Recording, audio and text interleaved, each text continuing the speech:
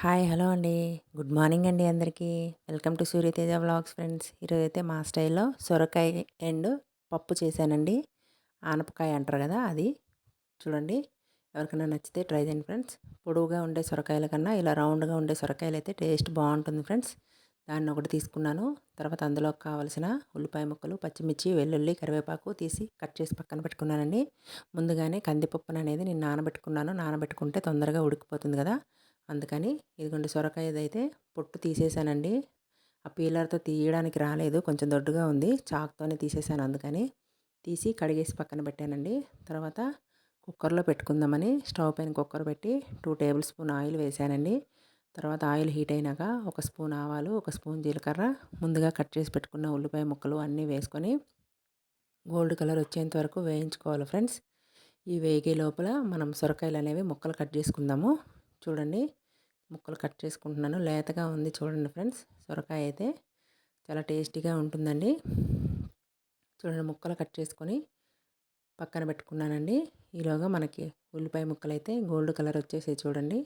ఇప్పుడు ఇందులో ఈ కట్ చేసి పెట్టుకున్న సొరకాయల్ని వేసుకొని కలుపుకోవాలండి. కొంచెం మిక్స్ అయిన తర్వాత ముందుగా పప్పును నానబెట్టుకున్నాం కదా, దాన్ని ఒక 2 టైమ్స్ కడిగేసుకున్నాను.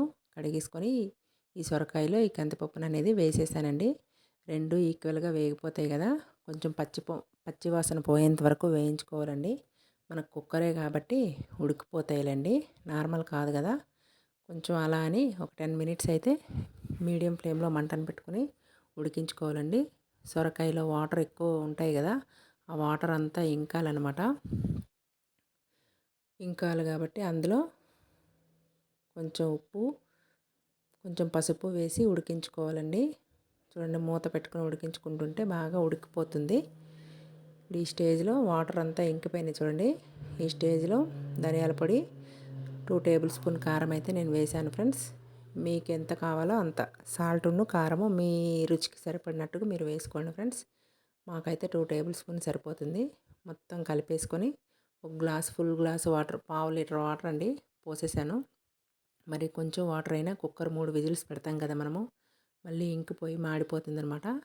అందుకని పావు గ్లాస్ వాటర్ అయితే వేసాను నేను. చూడండి, మూత పెట్టేశాను, విజిల్ పెట్టుకున్నాను. 3 విజిల్స్ వస్తే సరిపోతాయి ఫ్రెండ్స్.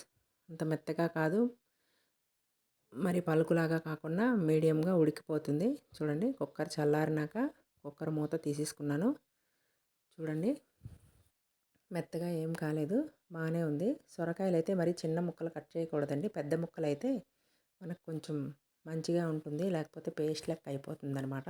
కుక్కర్ పెడతాం కాబట్టి. నాకైతే సాల్ట్ సరిపోలేదు, అందుకని మళ్ళీ కొంచెం సాల్ట్ వేసుకుంటున్నాను. చూడండి, ఈ కన్సిస్టెంటీలో వస్తే కర్రీ రెడీ అయిపోతుంది ఫ్రెండ్స్. ఎవరికైనా నచ్చితే ట్రై చేయండి, ఎలా వచ్చిందో కామెంట్ చేయండి friends. Thank you for watching friends.